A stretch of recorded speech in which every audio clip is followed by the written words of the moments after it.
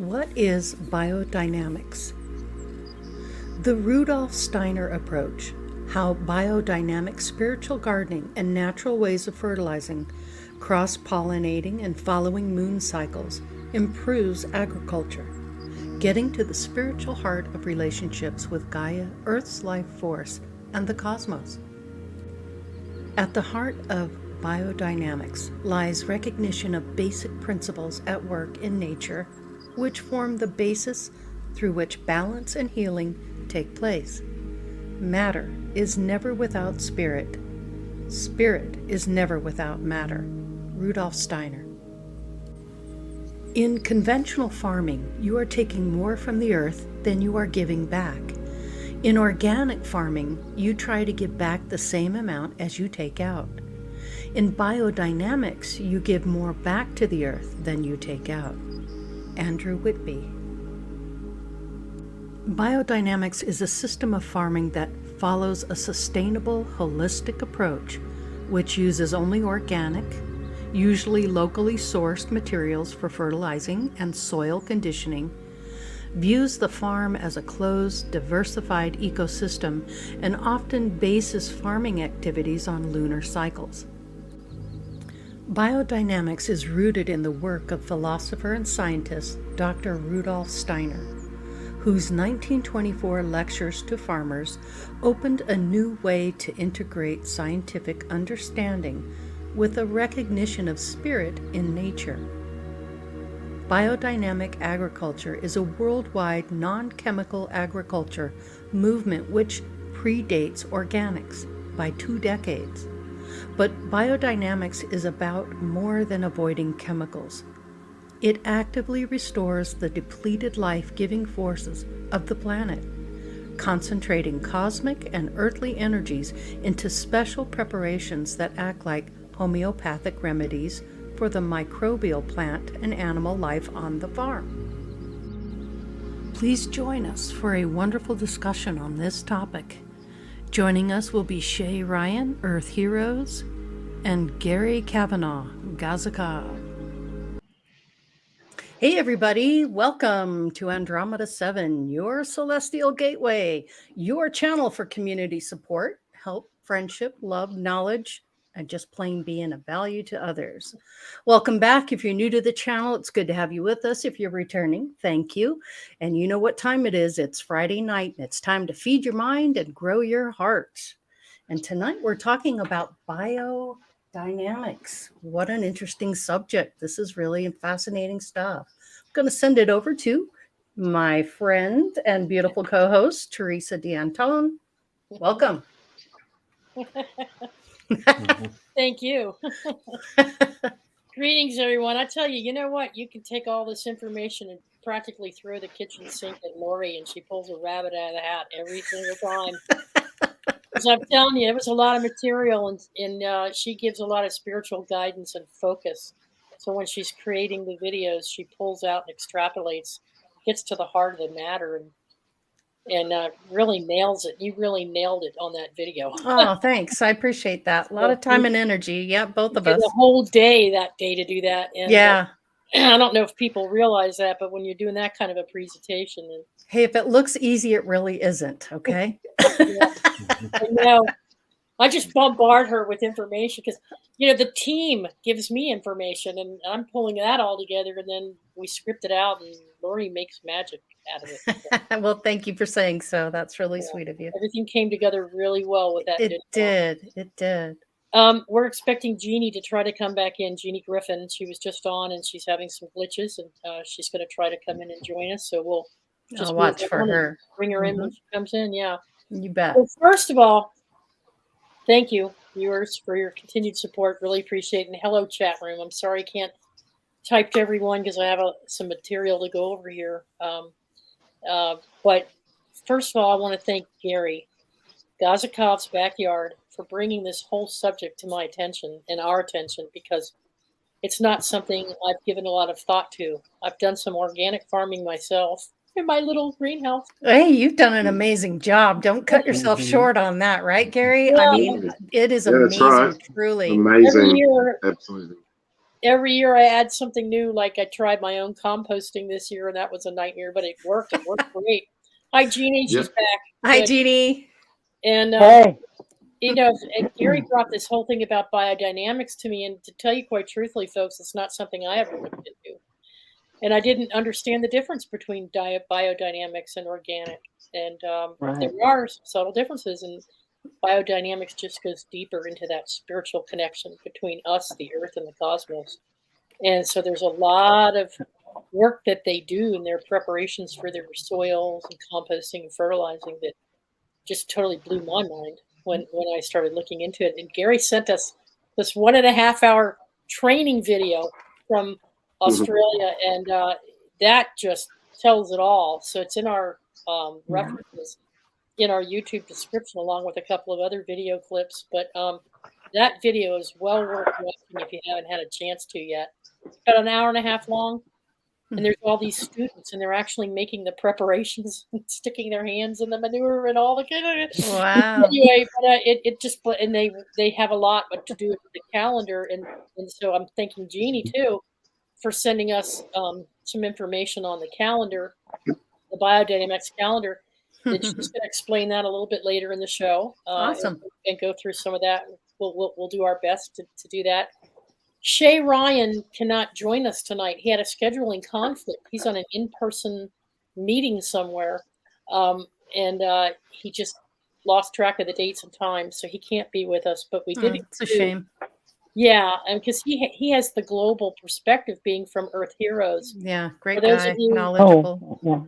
who remember him, he was on that show that we did with the conscious retreat, healing retreat. With cartooning. Yep. So hopefully we can get Shay back in the future. But we did include a 10-minute video clip of an interview that Shay did with Dr. Bruce Lipton.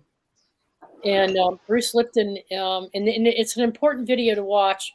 I'm just going to give you a couple highlights because Shay's not here. But Bruce Harold Lipton is an American developmental biologist noted for his views on epigenetics and cell biology. And he has an opening statement. And before we get there, I want to see if Lori wants to first do any chat room call outs, or do you just want me to keep going for a while? I'll do a quick call out. It's been a while. Just wanted to say hi to Susie Q. Thanks for popping in. Really appreciate it. Grandpa Brian, good to see you. Give Luna a big old hug for us. Pearl Jones, always a pleasure. Glad you're here. Thank you. Milky Way Soul Tribe, Robert V, such a pleasure. Good to have you with us. Lucky Smith, you're always here. Love that about you. Thank you for your love and support. We appreciate you very much. Truth Seeker, the same. Long-time viewer you are. That is for sure. Yeah. Johan Dancing Gypsy, it is so good to see you. Haven't seen you in a while. I hope all is well with you. Yeah, thanks for being here. Appreciate that. Isby, you as well. Let's see. Prosperity, peace, love, and favor to you, brother. And lots of Bosto your way for you. Yeah. Posey, good to see you. Thank you for joining us. We really appreciate you being here. And it's looking like that is, Max Vision. Hi, Max. Good to see you. Hey, Max. I love your remote viewing. Don't always comment, but I watch more than you know. You should have known he was there. She's in there actually doing the vision. Yeah. Yeah, and then I'm shocked when I'm good when I do it. When I guess it, and I'm like, oh, nobody knows. That's all right.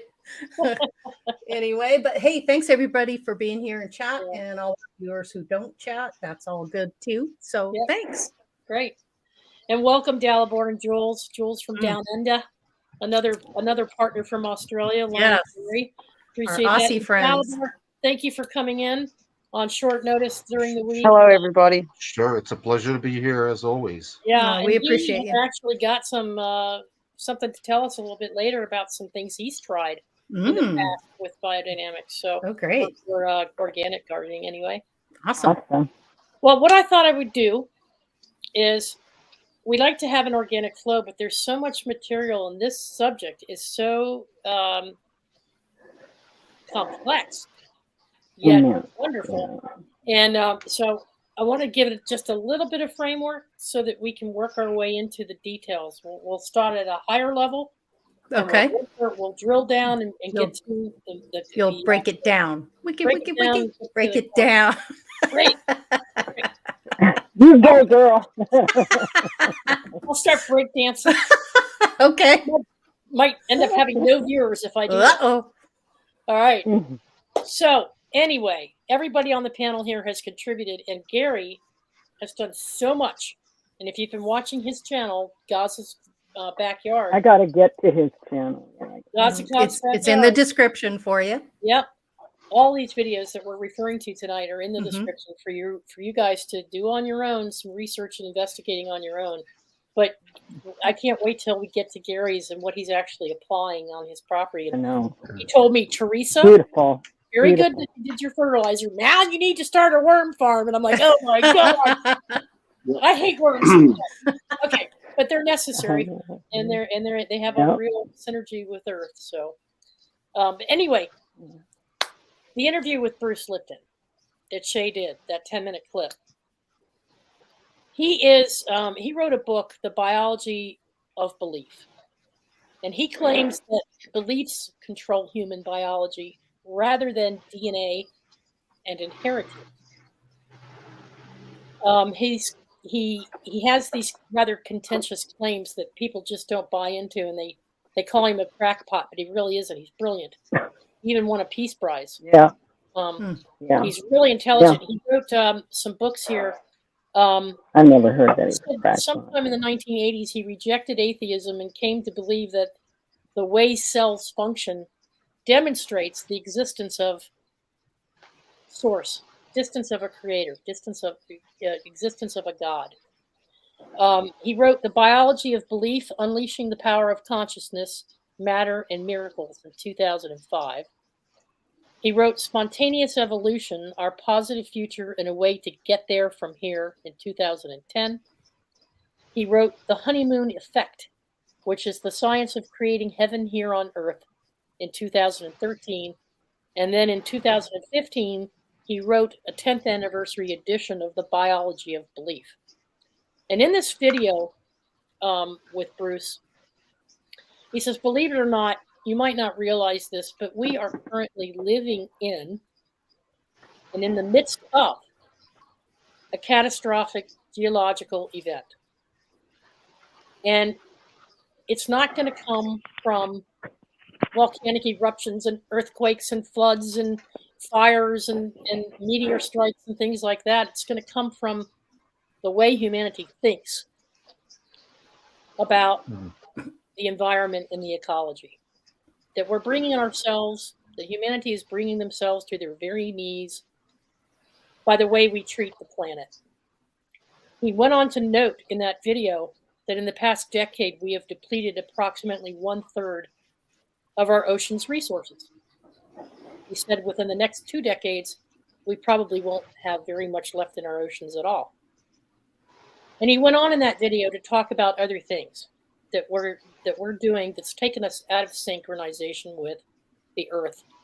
He says we as human beings have created so many structures, so many organizations that work against, even though we're technologically advanced in many ways, our very structures that we've implemented globally around the world prevent us from having the synergetic relationship we once had with Mother Earth and the planet. And he says if we don't start changing the way we think about how we work with the Earth, things aren't going to get any better, and there's not going to be a much of a world to come back to after the end of this event. So he says you're not just shifting your thinking to help yourself spiritually grow and develop and get a higher consciousness. That higher consciousness has to include all of the organisms, living, breathing, conscious organisms of the Earth itself. And you'll hear many members in our community say they've gotten downloads from Gaia. Help me. Help me. Make it, you're one of them, Jeanie, and I speak to Great Mother all the time. I had a healing. Yes. I had a healing. Sorry. Yeah. No. Yeah, you did.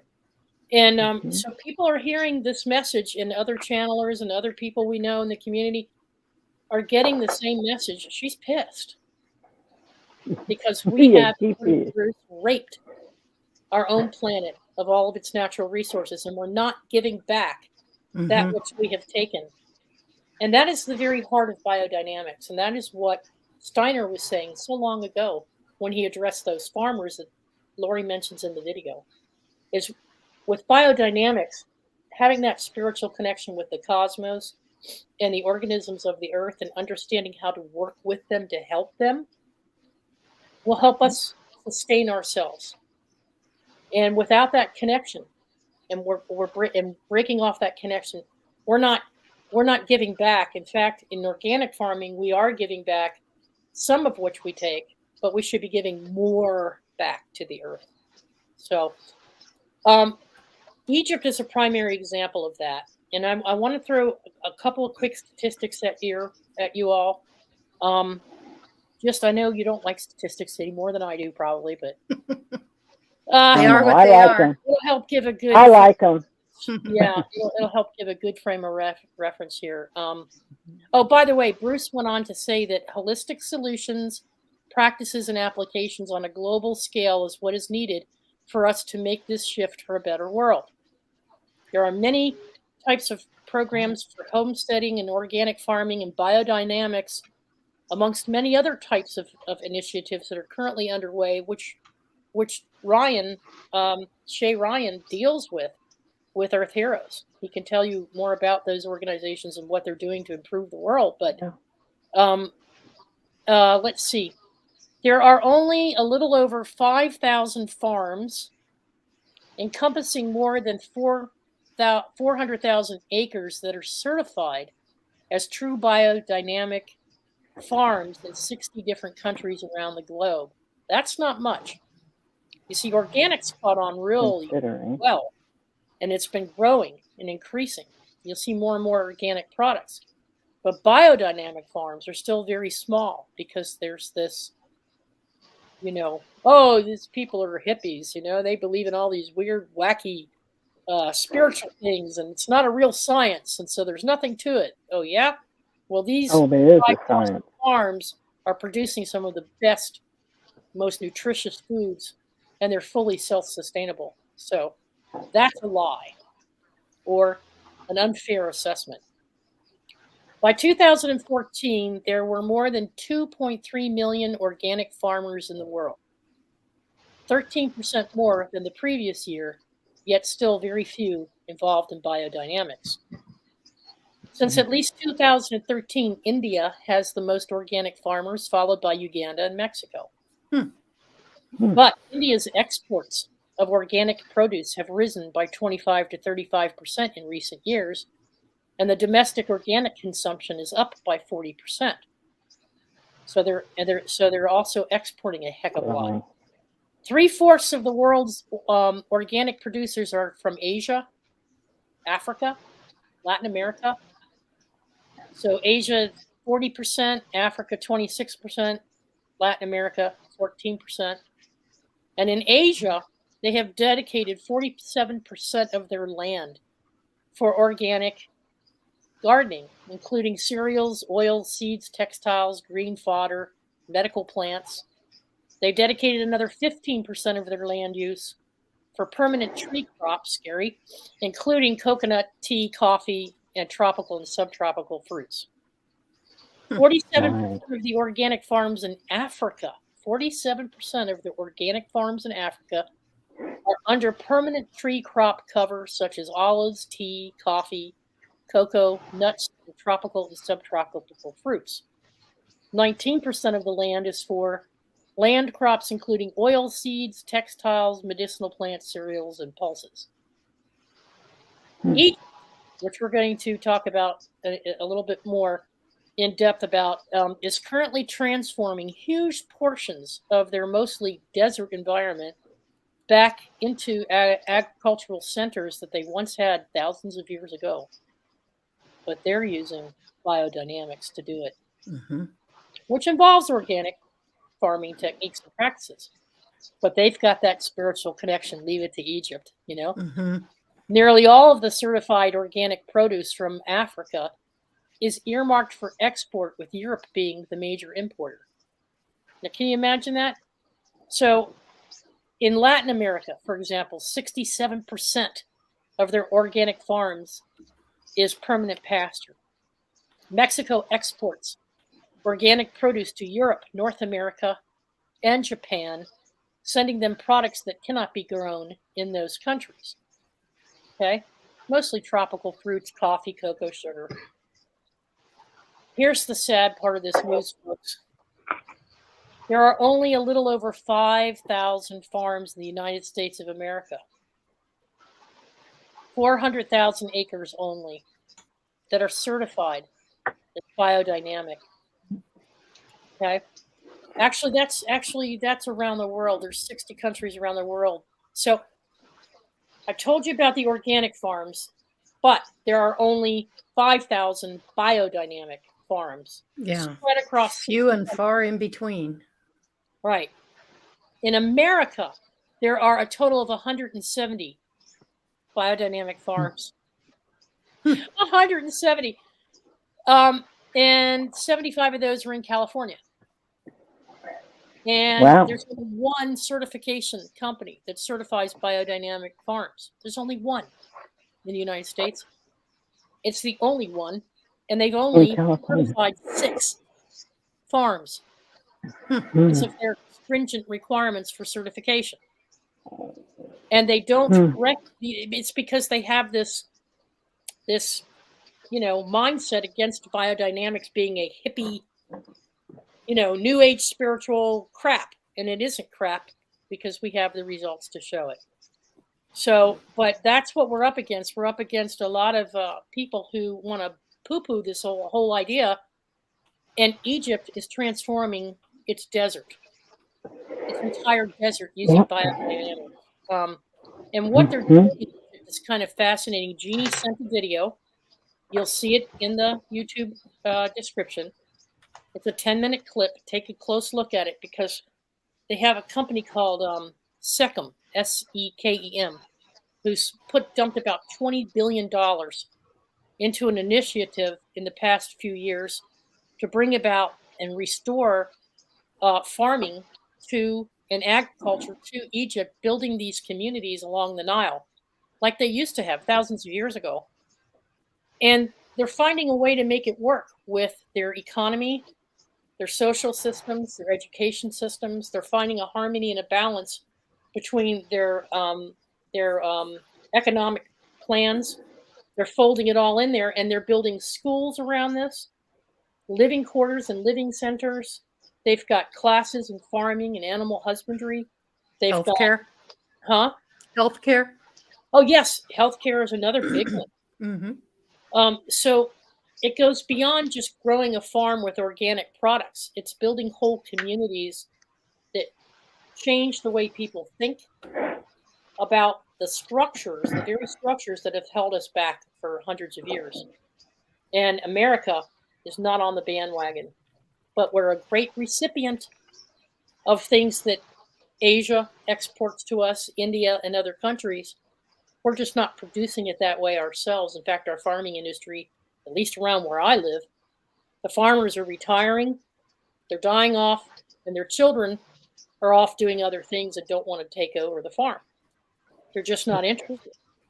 And there's a lot involved in converting your farm into biodynamics, which we'll find out a little bit later because there's a lot of preparation. But without that kind of initiative in the United States, we're pretty much behind the 8 ball compared to some of these other countries. Right? So the things that Gary's doing and so it starts in a garden, as Jewel says. It starts in small communities and it grows out. And that's what Egypt did. It started it small and it spread out.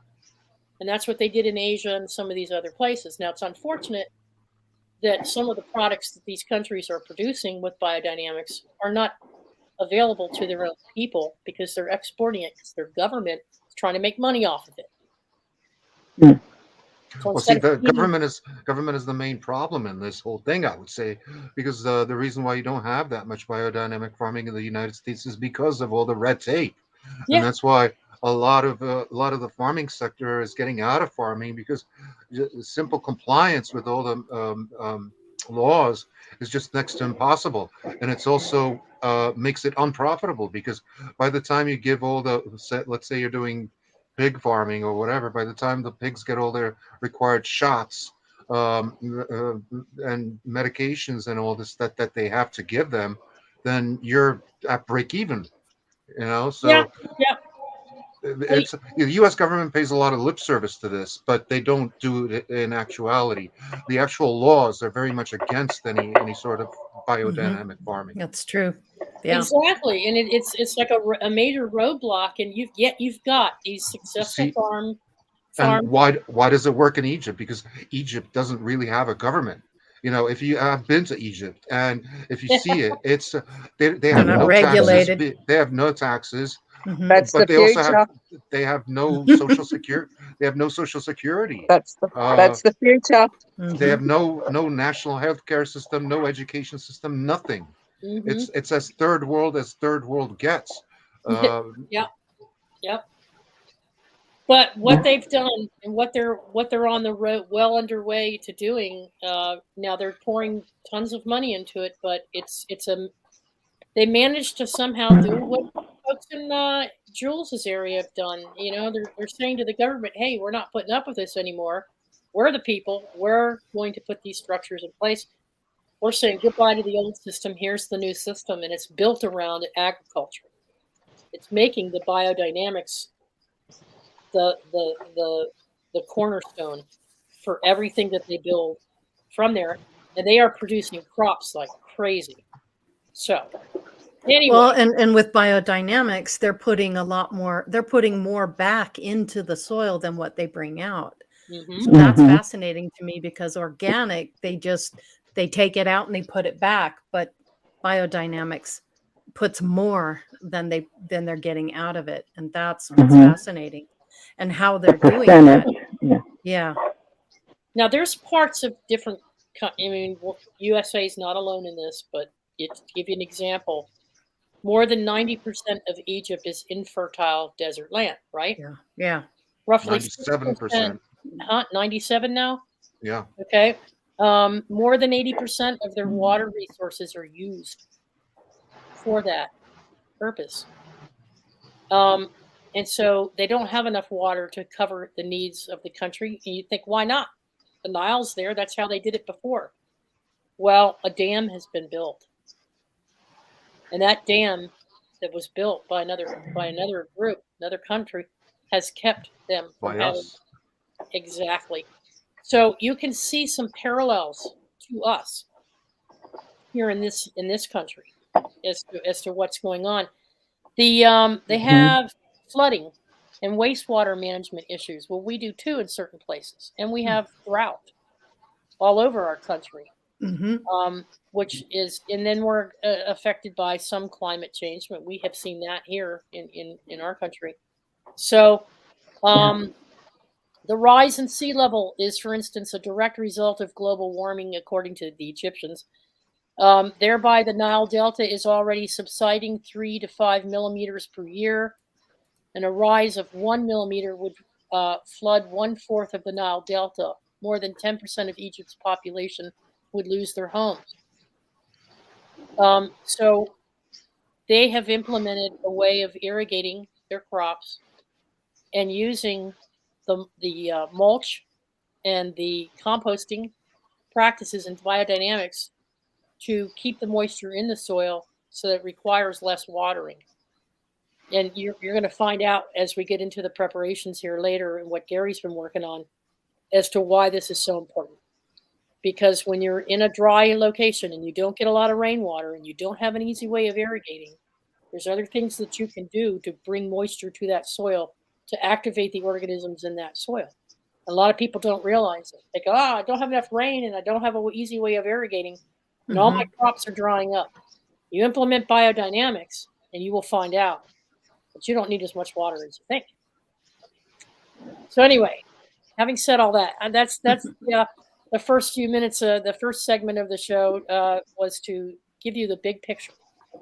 And now we're going to talk about exactly what is involved with biodynamics, what these preparations are.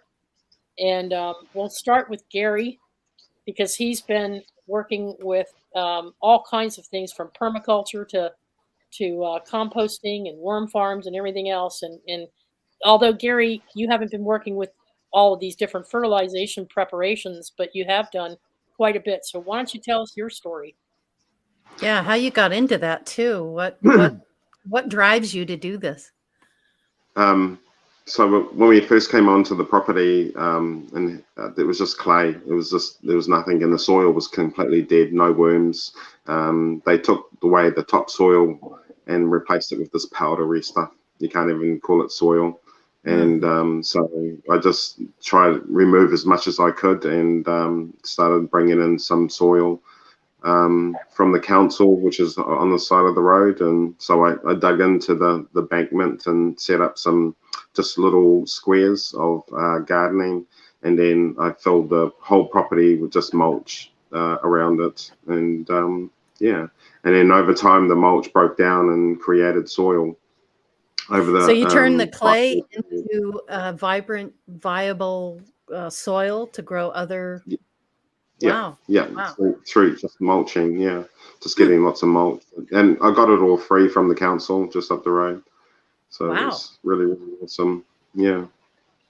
And now you're working with worms, like a worm farm? And so it took 5 years for it to all break down to make soil. So I had to I just used seaweed fertilizer, and that seemed to work really well. But now I just want to not buy anything, and so I brought 2 worm farms, and so all our leftover, instead of going into the compost, now goes into the worm farm, and so I'm sort of 90%. I still buy a little bit of seaweed, but as I'm feeding everything, I just put a little bit of seaweed and worm tea into the worm tea. Wow, fascinating. And what kind of plants do you grow? What do you typically everything. grow? Everything, huh? Just everything. I've got broccoli, cabbage. I've got capsicums in the ground. Chilies. I've got more chilies this year than before. And then I've got my capsicums, which I put underneath my eaves over the winter time. And they still grow, but they're just probably half the size of if it was growing during summertime. But it's under eaves, gets the sun, and tomatoes as well. Yeah, so you produce a lot of food. You must have a surplus. What do you do with the extra food? Oh, we just we actually give a lot of it away. We have lots of friends around, and my son. So friends, neighbors, that kind of stuff. Yeah. Anything left over, and like at the moment we've got a phenomenal amount of mulberries, and so we're just making lots of mulberry jam. And just giving them away. Yeah, we're not even adding sugar into it, so it's sugar free, but it's sweet enough. Nice. How do you feel by eating all these types of foods that you're growing? How is your physical? Are you noticing any difference with your diet? Oh, definitely with the diets. I used to be really unhealthy. It didn't. So but now there is a big difference. I don't eat as much, which is pretty cool. And it's it's very satisfying just going into the garden and getting the night's dinner. What are we gonna have for dinner tonight? Well, I'll grab this, and this, and there we go. You're cooking. That's absolutely. Great. Even just a tomato plant in your backyard, I mean, there you go. You got tomatoes for a whole season, so why not? Yeah, if you can put them in buckets, they grow upwards. Sure. It doesn't matter if it goes on balconies. It's something. You start small. Doesn't matter. Yeah. What actually got you into wanting to do this? What triggered your passion for this? Yeah, my wife is really healthy, so she was always into organics. So and we were buying organics, and it was very expensive, and so I thought, well, I can grow it, and So she's very happy. Oh, very, She can very go active. into the garden and get what she wants, huh? And then, of course, Yeah, she yeah. participates, I'm You sure. can And see her herb closet, Lori. Oh, nice. Yeah. So do Mm. you grow any kind of teas or anything like that? Sorry? Teas? Any kinds of teas? Like Tea. drinking Oh, tea. Yeah. tea. Yeah, sorry. I guess as in teetotal. Yeah. We just got, you know, mint and just the normal herbs. Yeah, nothing we really. Perfect. So we got chamomile, and then we've got it's a rose, and it's a really small rose, but the scent is really strong, and when you put it into your tea, it's quite a nice flavor. Yeah.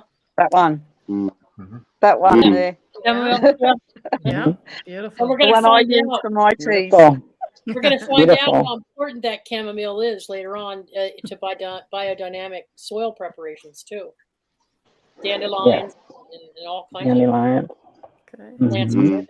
But now, Gaza, you haven't gotten to the point yet because you don't live on a farm. You actually live in a neighborhood housing community. Yeah. So you have got all of this in a regular neighborhood housing community. If you had a small farm, you'd probably have your chickens and your ducks like Jeanie. And absolutely. Yeah. Yep. Yeah. Are you maybe working towards that, Gary? Are you maybe working towards something like that? Yeah, we would love to do that. So shortly we're thinking about selling the property and then moving more into the country and just buying a bigger section. Because we're only it's only 630 square meters, which isn't enough. Yeah, I'd like a bigger property. Yeah, but it grows everything. yeah, and give it away. So you don't need a lot of space because a lot of stuff grows upwards. Which is good. Yep. But 600 meters, that's a huge property, you know, for just a garden. Because, you know, my garden that I did over here at this property was 6 by 14. That's 84 meters, and it was way more than I could handle or that I could consume. Like when it was growing, you know, you basically have to keep consuming it or canning it or doing something with it. So just like you, Gary, I wound up giving most of it away to friends, families, neighbors, that sort of thing. But you know, 84 meters is way more than one person can handle. You know, at least a person like me. Yeah. Yeah. Pa Joe says grocery store in the backyard. It is. Yeah. I've got 14. I think it's 14 fruit trees on the property. So yeah, I have 6. I have 6, but it's not in that section that I mentioned. The 84 meters. It's my whole property is about 800 meters. You know, so yeah, I just grow it along the fence line. That's all you need to do. Nice. Yeah. So Gary, don't let them get too big. What practices have you in terms of biodynamics? Are you following the cosmic planting calendar for the moon, the lunar cycles? Yeah, I've already put down my 500. So I've only done it once because I went to the mixing. So I learned all about putting it into the water and mixing it for an hour. And we all had a turn, and you have to swirl it and then swirl it this way and swirl it this way. Yeah, for an hour. I saw so, that. But there was a group of us, so it was fine. 500? Did you say 500? Yeah, 500. That's working with the cow's horns, right? Yeah, that's the cow. Yeah. All right. Well, this is going to be fun when we go through. We're going to go through these preparations. Cool. We're going to go through these and let you jump in, and Jules too, if she has it there. So I used to work on about Jules too. I used to work on a biodynamic dairy and all the milk and everything, and I used to be there when they did all the preparations with the cow horns. And so I don't do that on my property. I just use my intention. But let's get back to Gazza. Yeah. Oh, that's amazing. To actually just intention. Yeah, the milk. Honestly, the milk there is a difference in flavor. A big difference between the normal organic and the biodynamic. The cream is like this. Yeah. Wow. Yes. Wow. It's amazing. Yeah. Yeah, and the eggs are just amazing. Yeah. Ooh, yeah. Jules brings up an important point here, you guys, because there's two different perspectives on this. The folks that are really into the farming with the biodynamic practices, they acknowledge what Jules just said. It's all about intent. Mm. But they're taking organic material broken down from nature itself. Tree branches, flowers, stems, anything they can get their hands on, oak trees, tree bark, everything, petals of different kinds of flowers, all of these, and manure from their own cattle, okay, their own farm animals, including waste products from ducks, geese that they have on the farm. Jeanie can tell you about that. Also, the chickens, and they're putting all this into their compost. But they're also making these preparations that have organisms in them that can be put back into the earth to interact with the organisms that are being depleted. So instead of throwing chemicals down and fertilizers and all kinds of stuff to bring life back to the soil or to put more phosphorus into the soil, they're doing it in a natural way. So yes, there's an intent, there's ceremony, there's ritual involved in some of this too. But they're following Earth's gravitational, they're following energies from different planets like Jupiter, Venus, and all these cosmic. I don't do that. Yeah, alignments, cosmic alignments. The retrograde. Yeah, retrograde transition. Fantastic results. And so, did we want to show them what some of these preparations are, Gary? Because I did pull it up with a detailed description of each preparation, pictures of it. Did you want to you want us to do that and go into the preps? Yeah, if you want to. Okay, all right. So let me do it, Teresa. Huh? Do it, Teresa. You all jump in between. It was a lot to pull together, but I think I got this. So hey, hang on just a second. Let me hit a share screen here. Yeah. Hang on just a second. Because for folks who don't know anything about this, I knew nothing. I was just like, are you kidding me? You want me to do what? You want me to do what with my hands? Where? My hands where? All right. These are my notes. Let me pull those out of there. And I grabbed a whole heap of my chicken manure yesterday to put with something. I just grabbed it with my hand. Oh, geez. Okay. Yeah. I usually put it in a shovel and put it in the wheelbarrow, but I need a lot more than a handful. I mixed it up with some other stuff and just created as some soil. All right, what you're looking at here is a photograph of 6 different jars, and these are the biodynamic compost preparations and manure preparations for putting some of these nutrients back into the soil. And it only takes a small amount of these highly concentrated organic materials to treat, I think they said anywhere from 1 ton to 3 tons of compost. So that's a lot of compost. So that's how potent these organic materials are. And you'll find out why in just a moment. But some of these compost preparations use planetary forces within your own manure, and it involves breaking down the organic matter and driving that into humus formations or humus formations. There you are. Then when added to compost manure and even liquid manure concentrates provide optimal growing conditions. So 15 tons, I'm sorry. This set of preparations you're looking at in these little jars treats up to 15 tons of manure and compost. Wow. It contains incredible fermented plants that increase proliferation of beneficial fungi, jewels, and bacteria. Stabilizes, attracts trace elements, and stimulates the silica, calcium, potassium, phosphorus, and sulfur processes. Yeah. Hallelujah, the periodic table. Yeah, exactly. Now, the first vial, or the first jar, I should say, let me close out this one and bring up the picture. Okay. It's a plant called yarrow. YARROW, right? Mine's flowering at the moment. You grow your own too? Okay. Well, Pink and white. they're not importing this stuff. They're actually growing fields of these components on their property. That's what they mean by self-sustaining. Okay, so they're growing fields of these plants to make up these preparations. They take tiny heads of yellow flowers with the stalks removed, and they pack them into a stag's bladder in early summer. I'll get to the reason why they do that. The bladder is sewn shut.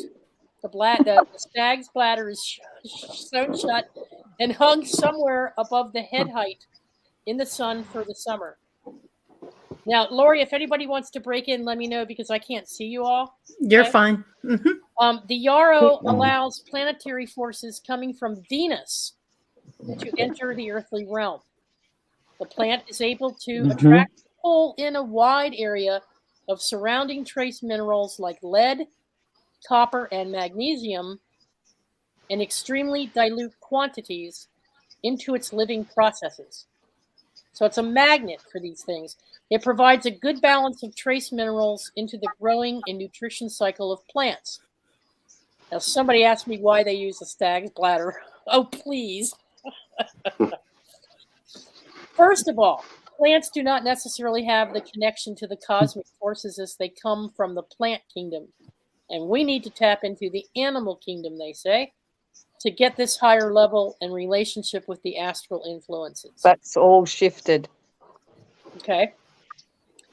The plant influenced from the surface, whereas the animal is inflicted by the astral forces and specifically creating organs that create the living animal.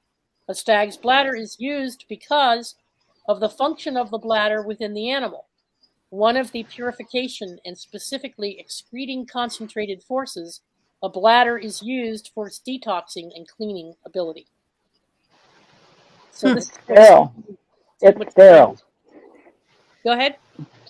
It's sterile. Yeah, sterile. It was originally sterile, so it. Yeah. So that's yarrow. That's in. And and they labeled each one of these. They call this BD 502, Biodynamic Preparation 502, which is yarrow petals. Okay. The next one is 503. 503 is chamomile. So let me bring that up. I'm not sure if. There you go, chamomile. Okay. Now it's concentrated compound made from the German variety of chamomile, okay? So it's not just any chamomile, it's German, Dalibor. That's what we have here.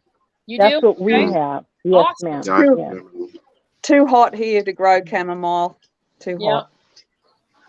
Let's see. Chamomile provides nitrogen balance and helps with the digestion in the compost material to stimulate plant growth. So it's not just your worms, Gary, munching away at the compost. It's chamomile too. All right. The next one is called BD 504, and BD 504 is stinging nettle. Are you all familiar with stinging nettle? Yes. Stinging nettle. Bring that Good up. for getting rid of arthritis by whacking wherever the arthritis is. Oh, does it? Yeah, it brings it to the surface. Yeah.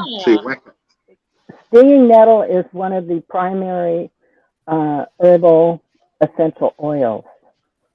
It's very, good it's for prominent. Good for the body, right? Yeah. Well, there's a lot of uses for it. If you even process the stinging nettle, if you've got a rash from stinging nettle, if you have the tincture or a cream that you've made from the stinging nettle, it'll take the sting out and clear it right up like within a day. Correct. Wow.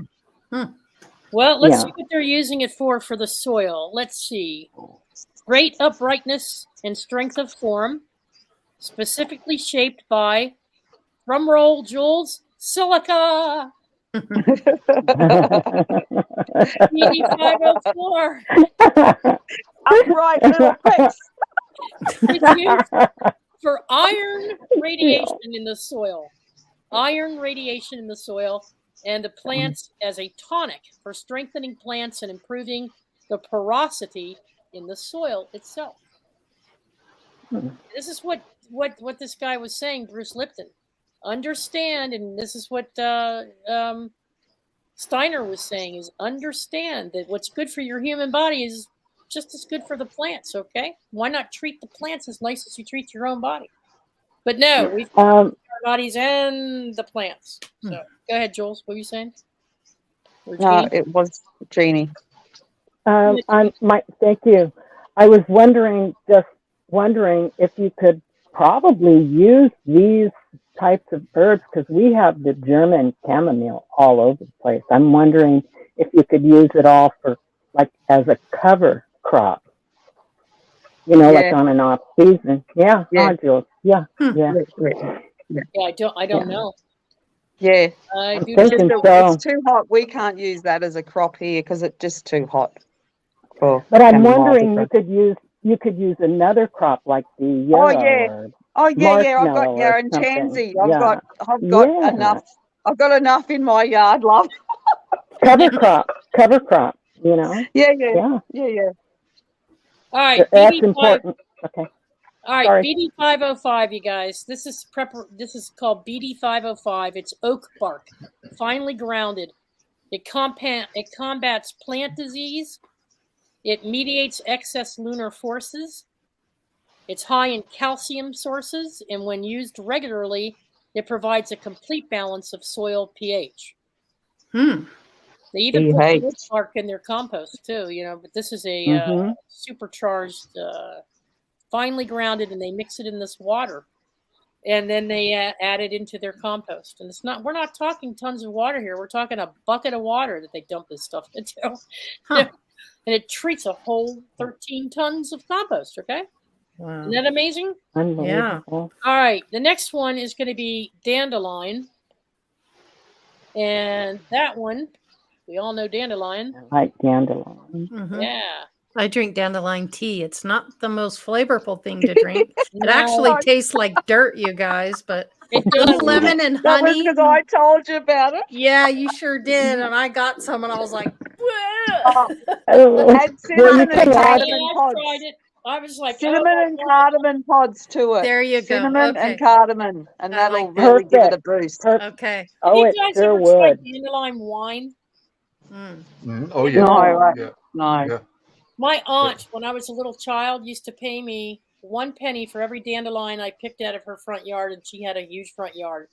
Wow. And she paid me 1 penny for every dandelion, so she could make dandelion wine. And then I'd run up to the store and get an ice cream cone, or I'd get bags of candy, because back then in the day you only paid.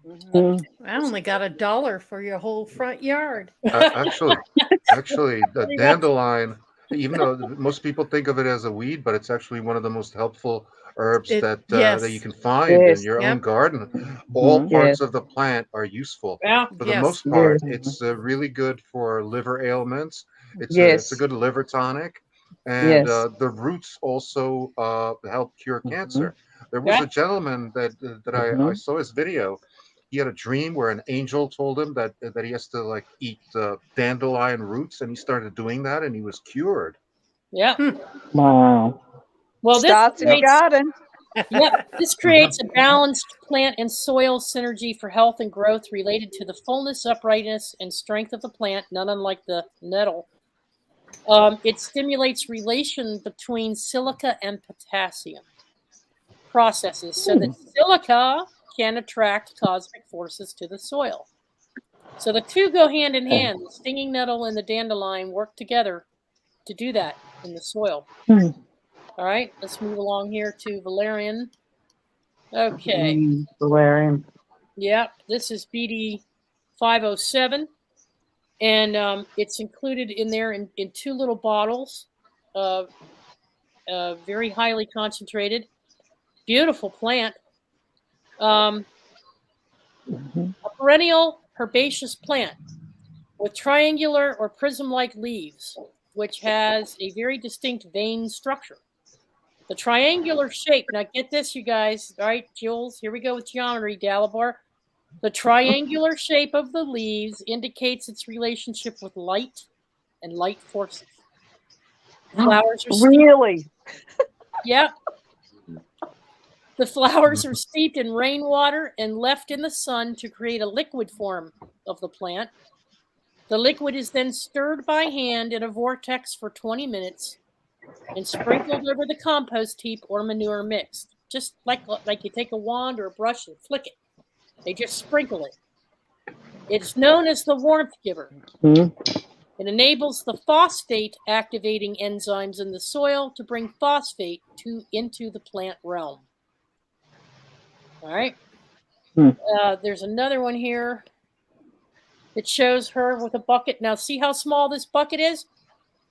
They took those vials, dumped it into that bucket of water, stirred it for 20 minutes in a vortex. And Dalibor, I'm not sure what the significance is of the vortex. Maybe you could. Well, there's a couple of there's a lot of significance to it.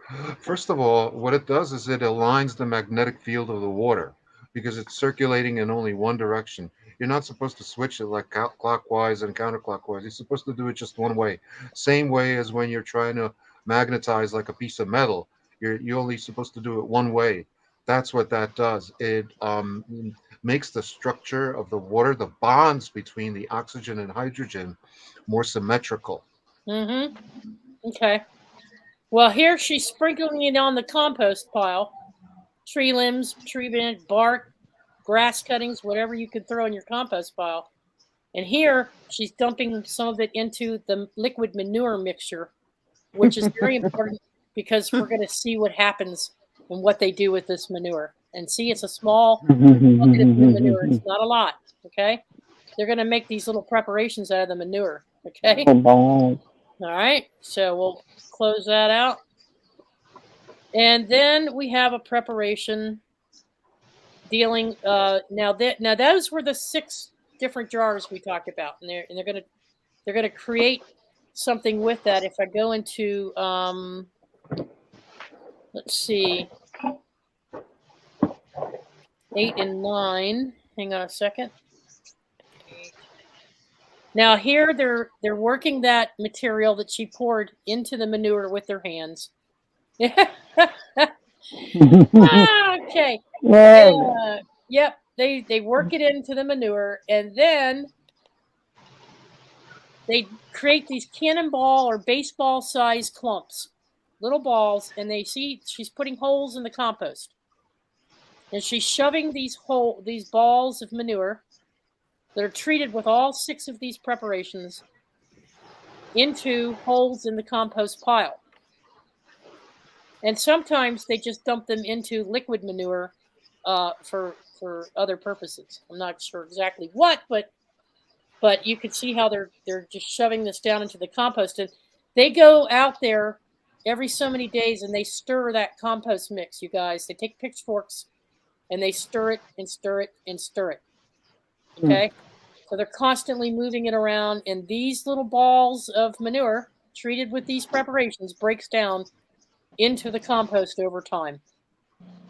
So that's what they're doing with it. Okay?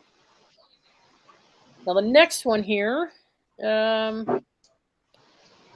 we have these horns that we were talking about a little while ago, you guys. I'm going to bring up the pictures of the horns. I was really confused by the horn stuff. I know you were. I'm like, what the heck is that all about? Sounds kind of horny. And it is, my friend. And man, you are. Kind of way. Man, you are. In a shitty kind of way. All right. Horn Loaded man, you are. It's called Preparation BD 500. It's not part of the 6 jars. This is only done twice a year. The horns are used twice a year. They're the polar, and the reasons they're used are the polar opposite of one another.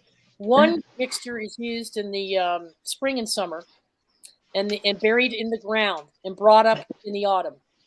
The other is used in the autumn, buried in the ground and brought up in the spring, because they have different components to them. So this is horn manure BD 500, specially fermented, high-quality cow manure preparation that has been put into cow horns and buried under the earth for the winter period. So it's fermenting in the ground, in the dirt, being buried. Okay. Yes. That's it. Yep. Yes. It is important to use only preparations that have undergone a complete transformation underground.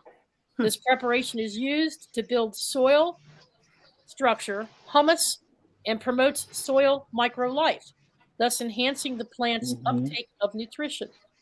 It is sprayed towards evening as rough water droplets directly onto the soil prior to sowing and planting. So they walk through the fields and they just sprinkle it onto the field. I'm wondering which angelic being told Mr. Steiner to do that.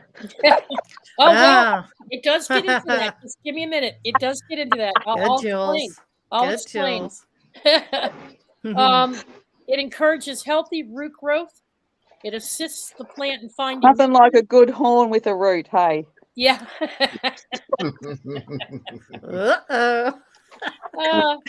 Mediates the terrestrial forces of life. Okay. Now, this is the one with the newer. There's another one called BD 501 using the horns. It uses crushed quartz crystal, which has a very precise structure at absorbing and radiating light. Now, you know, I use crushed crystals in my planters, right? In my container gardens. I put them in every plant, the crushed crystal, and it works. And it was Brian Barnett that came to me and gave me that information. And I'm like, what are you talking about? Whoops. Lost her. Crushed crystals. I used to do that when we were growing flowers in the flower bed. And I would take just a bunch of crystals and just toss them out there. I don't know why I did it. I just thought, oh, these will look nice. But I didn't know there was a significance to it like that. Yeah, a lot of people have reported success and increased yields and better crops by interpolating crystals into the dirt. Silica. Yeah, it's not just the silica, but it's also the unique vibrational frequencies of each crystal. So you got to pretty much know what you're doing. Although there's people that have had a lot of good luck with just taking granite and grinding that up and using that as a fertilizer. Yeah. I've heard of that. Yeah. In Greece, they do that a lot. Okay, can you hear me? I'm back. Yeah. I'm back. I'm back and I'm bad. I see ya. I'm back and I'm bad. Okay, hang on just a second. Let me pull up my graphic again, because when I got tossed out, it took it away. Here we go. Preparation 12. Here we go. So now this is showing they actually have a unique, special way of packing these things into the ground. They have to be spaced in a certain way to, I guess, allow the different organisms in the soil to go into the horns to counteract and interact with what they're putting in there.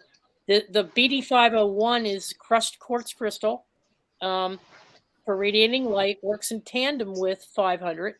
It's polar opposite. And unlike the grounding force of BD 500, 501 is concerned with the above ground energies and is used to produce photosynthesis in leaves to ensure optimal fruiting. Have I grossed out the chat room yet? It interacts with light and warmth. Good bacteria. Which we all are. Yes, true. So they make a talcum powder out of this crystal, and then they shove it into the horns, and mix it in, and it becomes a fermented, like a paste, and then it's like toothpaste when they pull it out of the horn, and then that gets mixed into the water and sprinkled during a descending moon. Okay. Now, you all were laughing about the cow's horns, and Jules said, what gave Steiner this idea? Okay. And Lori said, why cow horns? So I said, okay, let me help you with that. You know, what's interesting is that in the traditional depiction of the main Slavic god, he's always depicted holding a cow's horn filled with wine. That's and he's interesting. wearing a cow's head with the horns. That's what I thought too. Okay. All right. He's an Egyptian god too. BD 501 specifically works to release cosmic energies as the earth deeply exhales in spring. And if you look at a cow, it is certainly an earthly animal, Jules. It is solidly grounded in its stance and gait and feeds with its head. I only asked you so you could tell everybody. Okay. I'm picking on you anyway because it's fun. All right. It's all right. I've got broad shoulders. I will take all the blame. Let's see. The cow's very being expresses its strong bond with earth. But there's also another reason to use the horns of a cow versus the horns of a bull. Steiner felt that when it comes to the earth, we obviously want to optimize on female, mothering, and fertile energies. Hence the preference for also using cow horns bearing birthing rings. The horn of the cow has a far greater blood flow through it than that of a bull. 80% of the blood flow of a cow goes through its horns, despite there being no servicing there of any other vital organ. So the cow horn is specifically imbued with a richness of life-giving blood. And this practice is, now Jules, correct me if I'm wrong, but the article said that the Aborigines use the cow's horns as well. And so do other indigenous tribes throughout the world. This is an ancient technology or an ancient practice that goes way, way back. And so it wasn't just coming from Steiner. So the article said. So the article said. All right. Now there's one. They have multiple uses for them. Yeah. They have multiple uses for them. Now you see how they're putting these in the ground? They're putting these in a circular fashion, the crystal ones. I don't know what the intent is, but there's some type of ritual involved in this routine, and I just couldn't get the information on it. But they're burying them differently than they did the ones with the manure. You see, these are put in like plugs. You see how they're one end is stuck down in the earth and the other one's up in a hook. Different process for 500 versus 501. Beats me. I'm not clear on what that is, but I guess if you watch that 1.5-hour video that Gary gave us, that's in the YouTube description, you'll get more information. We'll let Jeanie address this one. This is this next preparation isn't so much about treating the soil as it is about honoring the earth. It's a much more symbolic gesture. It's almost a ritual of not sacrifice, but a ritual of thankfulness and gratitude. It also provides a certain degree of protection. Jeanie, do you want to talk about this, or do you want me to read it off here and then you want to add to it, or how do you want to handle that? Well, you're doing a great job. I've never done it. I've just read about it, and I find it pretty interesting because it is about intent, and it is about gathering protection, having protection on the entire farm, and you can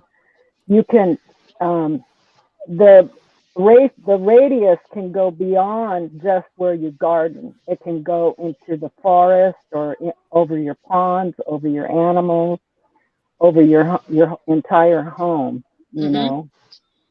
And it includes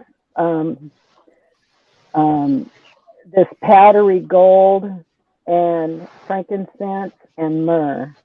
And then that's really about the extent that I know about it. I'm in the process of ordering it, and I want to do it for the new year, just for protection of. It's done once a year, either on New Year's Eve or on Three Kings Day, because the three ingredients go back to biblical times and even esotericism, where they're celebrating the birth of Christ. Then the gifts from the wise men. Tiffany. It's called the Three Kings preparation of gold, frankincense, and myrrh. And during the late, I guess it was, he says here, can you see the text here? No, we're not seeing your screen there. Okay. Am I still doing a screen share or I'm not? Nope. Nope. No. So I got thrown out of that too, eh? Mm-hmm. All right. Let me get back in there real quick. Sorry about that, you guys. I don't know why I got thrown out. I just had a hiccup. Excuse me. Welcome to technology. Sorry about that. Oh, yes. Okay. So let me bring up the gold powder, of which Dalibor knows all about. And Wormus. Yeah, I've made my own repeatedly. It's a really simple process, and it's I've experimented with it, but I haven't done this yet. I haven't used it in agriculture. Well, let me give you the history about the Three Kings preparation in terms of biodynamics. You can see it up on the screen. I'm going to read it for you. During the late 50s and 60s, a German farmer named Hugo Elbe, greatly concerned about post-nuclear bombing and radioactive effects on the disruption of what he considered the unseen elemental world, created a biodynamic preparation that he believed would mitigate the damage that was done by nuclear explosions and the damage that he felt was done to the Earth's organisms. He felt this preparation would bring the elementals back into an equilibrium. He called it the Three Kings preparation of gold, frankincense, and myrrh. When suitably prepared, serves as a sacrificial gift and symbol for the recognition of the working of spiritual beings in the earthly sphere, primarily the unseen world of the elementals. Its organic composition is well known, centuries-old traditions used by humans for holistic healing and oil, and deeply rooted in esoteric teachings as well as Christianity, reflecting gifts brought by the three wise men. On New Year's Eve, some biodynamic farmers, not all of them do this, but some do, they grind by hand gold, frankincense, and myrrh chunks, and to create a perfumed spray to bless and protect the boundaries of their planting fields. I've used that before, but in a different capacity, never like what we're going to use it now. Right, right. Yeah. Gold represents wisdom-filled power and the wisdom and intelligence of the past. Frankincense, an aromatic resin from the boswellia tree, is a universal symbol for intuition, a symbol of the world ether weaving around us. It is a devotional offering as a gesture or intention of sacrifice in which the spirit is living. It also symbolizes the transience of the presence. Myrrh, another tree resin used by Egyptians for embalming many, many years ago, is a symbol of the victory of life over death and also of the forces of the present pointing into the future. So on New Year's Eve, they mix these three pouches, and it's like a sandwich bag full of material. They mix all this together in these pouches, and they stir it for, what is it, Jeanie, 20 minutes or so? Maybe longer? I think it's an hour. An hour. Yeah. So they do it in the vortex. They use their hand and stir it in the traditional vortex. We walk, and here's their incantation. So they walk the perimeter of the field. So you know how Jeanie has these planting fields, or Grandpa Brian has these planting fields? They walk around the outer perimeter of these fields and sprinkle the water as they're walking with an incantation. We walk with hearts full of love and light, acknowledging our responsibility to stewarding the earth, making a commitment to the beings of this place, and giving them this spiritual sustenance to create magic and wonder in this place. Also to be noted, Hugo Elbe, a contemporary of Steiner and designer of this preparation, speaks of the significance of water in the process, Dalibor. Well, it's also interesting that Elbe is the name of a German river. Oh, is it? Yes. He's named after the River Elbe, huh? Yes. He said, from his perspective, and I quoted him here as best I could, in the context of human evolution, the time when it was spiritually appropriate to make burnt offerings must be held to belong to the past. appropriate for our present time and therefore effective, are offerings made with water. This is the reason why a water-based form of the sacrificial substances belonging to the Three Kings preparation had to be found. So they take a great deal of, they take it seriously. Okay, let me just give my take on this. It's not about the Three Kings preparation. It's only about the water. You don't actually have to add any of these ingredients to the soil itself. If you just vortex that water with the individual components, the frankincense, the myrrh, and then the gold, and do that individually, you could simply filter the water after each one of these things, each one of these mixtures, and then just use the water, because the water has its own memory and it retains the energy of all the stuff that's been mixed in with it. So you don't actually have to expend a lot of money. You could reuse that over and over again, those three preparations, or use them for other purposes without actually having to put them into the soil itself. Right.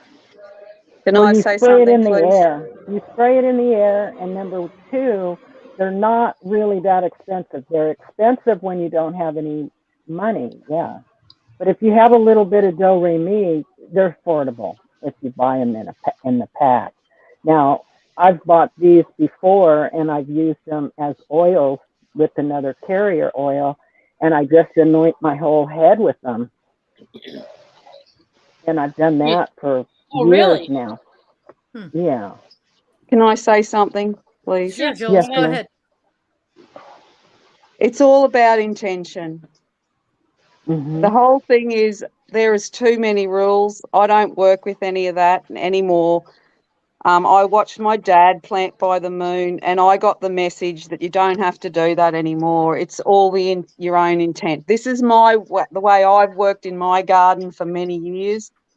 Of course, I used all the mulch. I use cow manure sometimes. I use chicken manure, but I don't go through all of the rules and the incantations.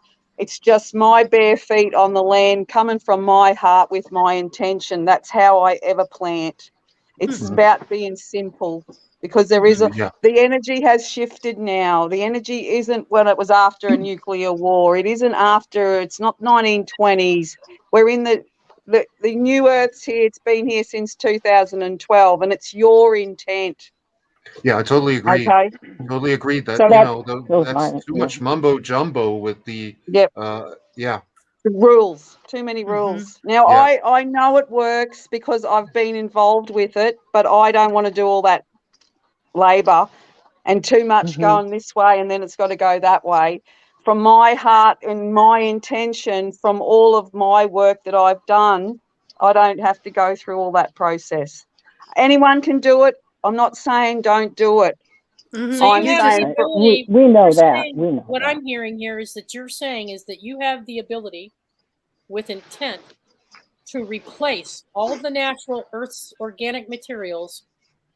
Well, you're now working with the elementals because they're here. I can look at a pile really of dry soil that's dead, pretty much, because it's been farmed out the yin yang, and it's dry, and it's cakey, and it's powdery, and there's no life to it. And with intent, I can make that soil change back into its original form, where all the correct, because it's your intent and you're putting out that intention. I've watched so many times with people what you say. It's what you say.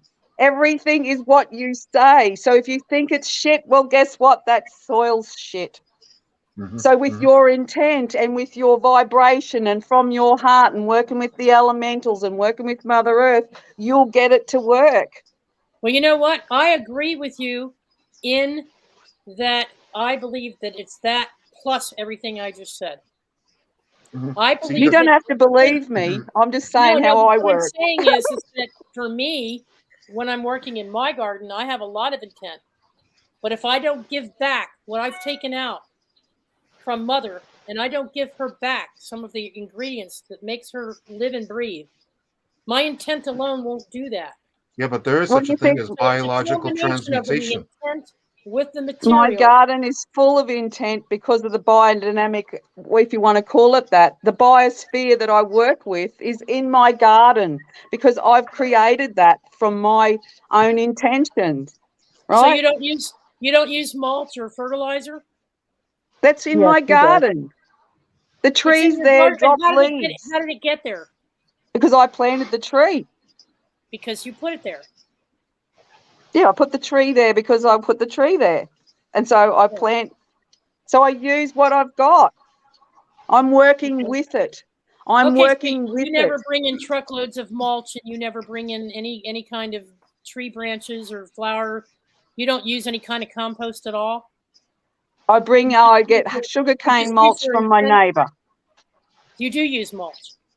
Okay, yeah, because So you are putting some of that back in. Is it red sugar cane or green sugar cane? Can I ask? Oh, goodness, I don't know. Okay, I was curious. Yeah. Is all. Because I have red sugar cane, but I want to get green sugar cane. Yeah, but I don't go and get a cow's horn and put manure in it. I just go and pick up a plonk of manure. That's my gold. And I just put it there, right? Yeah. Through my own intentions. It is my own intent, right? Yeah. But I'm not saying those things didn't work. Yeah, everyone's seen my garden, and that's not because I've gone and genuflect at the end of the corner and gone Hail Mary, and it's with my own.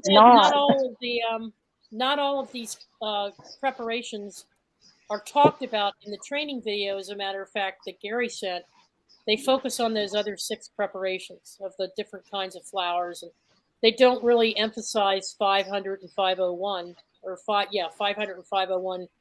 That the cow's horns, that's an individual farmer by farmer decision as to whether or not they want to honor that tradition or that practice. It's those 6 other jars of the different organic materials that they're plugging into the king's ritual at all. Right. So it just depends. Over the years, it's changed. Depends on the farmer. That's right. Depends on the farmer. Depends on their own intent. Right. Yeah. And my intent. We also have the calendar. Go ahead, Delbert. I'm sorry.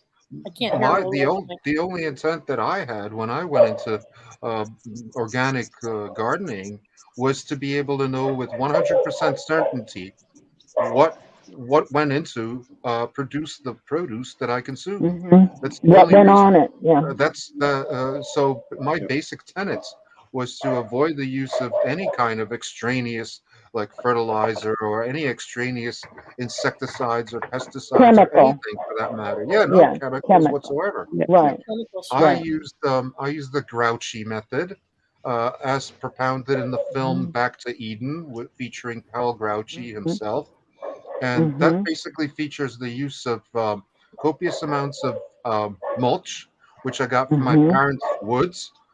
They bought themselves a wood chipper, and I just did it the wrong way. Even though the next year it was very productive, and I did it all without the use of any kind of fertilizer or any kind of insecticides or any of that stuff. That was my main intent. I like the Back to Eden process or whatever they did, because that's what we were intending to do here. Is Back to Eden. We just haven't gotten that far yet. We're just still working towards it. But I wanted to ask Jules, how long have you lived on that property, and how long how long did those banana trees take to grow? And banana trees don't beautiful.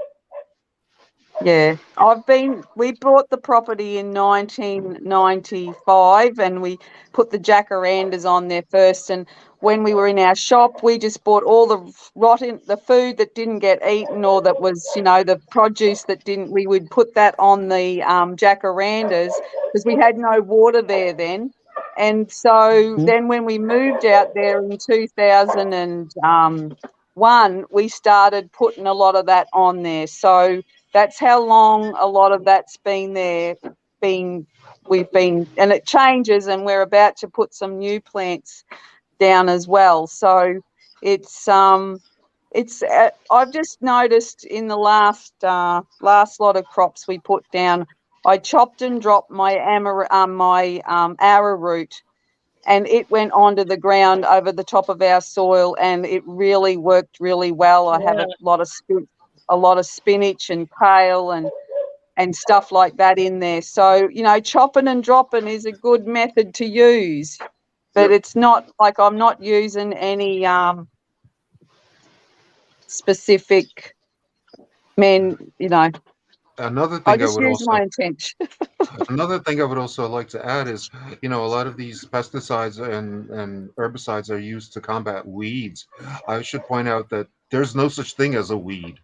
Every single plant that grows as a weed is actually an herb, and every single one of those has its own unique use. So I would say, you know, don't try to combat the weeds. No, work with them. And if some pop up, well, whatever. You know. And there's things you can do about the insect control too. Like I planted basil with my tomatoes. I planted mint with my peppers. I used mums, French mums, in between all of my container pots to drive away those blasted moths. And they also attract bees that helps you pollinate. So there's all kinds of natural things that you can do to put into your garden that help you maintain that balance for sure. Yeah, and I've also one of the things that I like, Dalibor, was that video you sent me. Now you're right; it was full of it was a Christian speaking, and he was following Christian tradition. But he did what Gary's doing. It took him about 2 or 3 years to build layer after layer after layer of compost, and he used all kinds of tree bark and natural plant cuttings, and he was basically building his own soil back up. But you can use anything. You could even use cardboard, newspaper, or anything else. Cardboard and see, newspaper. I've also added the only fertilizer that I used was rabbit dung, since I've always had a rabbit in my life, and they produce a lot of dung. Excellent. And that's some of the best stuff that you can actually put on your crops. Lucky dung. They're not M&Ms, right, Dalibor? No, not M&Ms. I'm going to get me some Lucky dung. Listen, it's 10:30. It's 10:30, and we could go on and on. This is a lot, but oh my gosh, we didn't even get to the biodynamic calendar. And Jeanie has the book. And that's okay, and that's the reason why I got the book is to go by the lunar. I wanted to know the retrogrades and the way it flows on harvesting, planting, all kinds of stuff, and it's compelling, and I enjoyed reading it, and it talks a little bit about beekeeping and some other stuff with regards to how to keep the bugs away, you know, the good bugs versus the bad bugs. Yeah. And there's quite a number of good information in it. And as far as the three kings go, I'm not a religious person at all. So I'm a pagan. So it has nothing to do with, you know, it any goes kind on of religion or right. It goes way back before the Jews. It goes way That's back what it means is country folk. That's all pagan means is country folk. Well, it was I know. Well, I am a pagan. You know? I'm not religious. I'm not a Christian. I'm not, you know, I'm not any of that. Well, and, the German, go back. German man who created that preparation came from a Christian background, but he was Jesuit. He was a Jesuit. Yes, but the Druids, used frankincense, myrrh, and which is my background. I'm Druid. I'm I'm Viking, Druid, all of that, Celtic, and so I'm not Christian. I'm you know. Yeah, that's why he called it Three Kings. But the Egyptians used it for they used these products for. That's where I originally found it years ago, and I was using it. I was using it when I was sick I had cancer, and I was sick, and I couldn't walk. I was using a cane, and I got healthy, you know. Yeah. So it's very important to use oils and essential oils and all of that, and I believe in that because I've been through it, you know, quite a few times. Well, I'll tell you, that calendar, Jeanie, I looked at it and I did bring up pictures, but we've run out of time. But folks, take a look at that 1.5 hour training video that's in our YouTube description.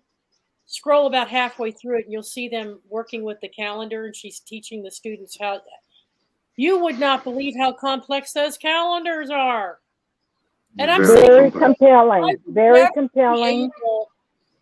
There's other little shorter things you can find on YouTube where it just goes with that specific month. Like they had it for last month, they're going to have it for this month. Just go into YouTube and it'll be right there for you. So you don't have to buy this. You don't have to buy it. It's right there. Hold it up, Jeanie. Hold it up real quick. Hold it up. Yeah, Maria Thune. Yeah, that's the top of the line right there. That's the best one out there. And she has mapped out specific times of the month that you plant certain types of plants. So I'm sitting here going, oh my God, it's hard enough for me just to get my peppers and my peas and my carrots in there. You know, again, you know that's kind of complicated.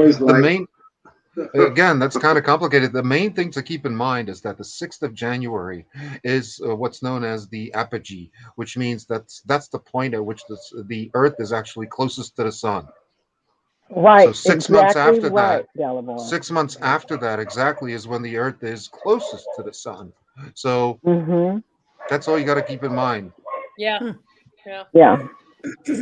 Well, Gary, did you have any final words, Gary? I mean, was this pretty much cover what you would hope we would cover for biodynamics? So we just giving people a feel for what's involved here.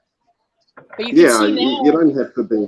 Yeah, you don't have to be very specific. I'm just all over the place, really. I'm only just started getting into it, and my main thing is permaculture. So permaculture is 100%. And just let it do it itself. You know, nature is the perfect way to do it. So all I'm doing is just helping nature, and it does it itself. So I'm just looking at Steiner just to add to it. It's just like a hobby type of thing, just to see what's going to happen. Like I put copper wire into the ground as well, you know, so it helps with the magnetism, and it puts copper in the soil as well. I went out front and I dug up all the worms I could find, and I added, I don't know, a dozen worms into every single one of my container pots. I put in about 2 tablespoons of crushed quartz crystal into each one of my containers. I use organic soil, potting soil, nothing but organic potting soil. I make my own compost now, and I'm very careful what I do. I use a blender in the kitchen to help break it down faster because, you know, our growing cycle here is kind of weird. So I'll take a blender and I'll take eggshells and leftover green beans and leftover peas. I'm very careful on the citrus. I don't use a lot of citrus, so I use just a little. I put all that in there, and I will buy some lime and throw some lime in there too, you know. And I mix that into my compost. I blend my eggs, you know, that's just shells. So I collect them, and once a month I cook them for 20 minutes, and then I blend them into a powder, and then I add them into the soil and the compost and everything. There you go. Smart. I put eggs in mine, whole eggs, and people have got a plant, and they've gone to transplant it, and here's the roots in the bottom of the eggshell. Yeah. And if you do, like Susie Q's saying in here, if you do use your rabbit pellets, you know, and if you have any kind of that kind of, now I don't have animals, so I can't do that in a townhouse. They just, you know, and I don't use rubies. Well, you should. Well, one thing I should point out: you should never use human sourced dung of any kind, because there's studies that have proven that especially that goes to gold. Yeah, you should never use that. No, because there's actual DNA inside your own dung, and that can affect the plant's DNA and make it produce substances that are actually deadly, specific to your DNA. So but you that's why can urinate on your plants, though. Oh yeah, you can, because urine is sterile. Urine doesn't contain any DNA. That's right. Right. And it's a signature that knows for your plant. There's actually in the Anastasia books, the ringing cedars. You drink the nettle tea, and then you urine put it onto the seeds, and then it reads your actual DNA, and that plant's actually for you. I mean, that's just another way of. I don't do I it. used to do that too. The guys would have me time watering their garden, wouldn't they? Well, I used to keep a watering can around, and instead of going into the bathroom, I used to do it into the watering can, then add water, and then water the crops citrus. with it. Sterile. That's right. Yeah, for the citrus. Liquid gold, it's called. Liquid gold. Until you, it's not I have a great idea. Drink a bunch of beer and just go out there and have a party at night and water your plants. Yeah. And water your plants. Yeah. That's what all men do with their citrus trees. That's what they do. Yeah. I got two citrus trees. I'm going to be careful. We're losing Lori we here. are really going downhill quick. No, that's what we're meant to have fun. Come on, lighten up. Yes. Yes. On that note, one beer, and I bet you I could water your whole garden. All right, guys. Final thoughts here. Any final thoughts? We're coming to the end of the show. It's time to wrap this up. Enjoy. Gardening is to enjoy. From start to table. Yes. Well, it is. All right. And when you're the trying fruits. to reinstitute a community, and you're trying to, these countries like Egypt and others, they really do rely heavily on those 6 components, those 6 mixtures, to help them, because they can treat tons of soil without using any chemicals. And yes, they use their intent and their rituals. But take a look at that video on Egypt. It's only 10 minutes long, and you'll see what they're doing, and it's fantastic. It's excellent. Yeah, just good get more stuff. people to participate. We'd be It'll able to. give This you is incentive. the future, is growing your own garden, because corporations aren't going to be able to feed you with crappy food, because they're all going down. So start your garden. That's what I said 2.5 years ago. Yeah, it starts in the garden. Yeah, except I would add my my 2 crowns to that. I would say don't be too ambitious if you start on this, because like I said, I have 6 fruit trees on my property. I started out with a garden that was 6 by 14 meters, and that was way too much for one person. That's too much. I have to share. I'm sorry. Yeah. Okay. Now we're getting loopy. Now listen. I get. What's so funny? I'm going to start laughing, and you're not going to. Look, I don't know. We're not in on the comment. joke. I have to share this comment. I am dying from the comment. Let her share it. Share it. Okay. So first of all, this comment is not coming from anybody in the chat. This is a private comment that just came over. And it's my sister, and she says, "You can pee on your plants, but don't pee on your friends." She just wanted to add a little wisdom there. She sure did. Thanks for sharing that, Kel. That's very good on you, Kel. All right. Yeah, good Well, on you. I lost it on Scotty explains why I pee on saw the bucket. Yep. And on that note, everyone, thank you all for being here. Thank you for all being in chat. Thank you for the ones that weren't in chat and still able to make a comment. I love that, Kelly. Thank you. Gary, thank you so much. Jeannie, such a pleasure. Thank Joel starts in a garden. Jules, thank you, everyone. Thank you, everyone. Love you all. And Gary, thanks for bringing Rose to take you. I really appreciate it. There you go. I'll be talking guys. about that worm farm, okay? Thanks, All right. Gary. Nice to Here meet we you. go. All right. Bye-bye. Have a Bye. great night. Thank you.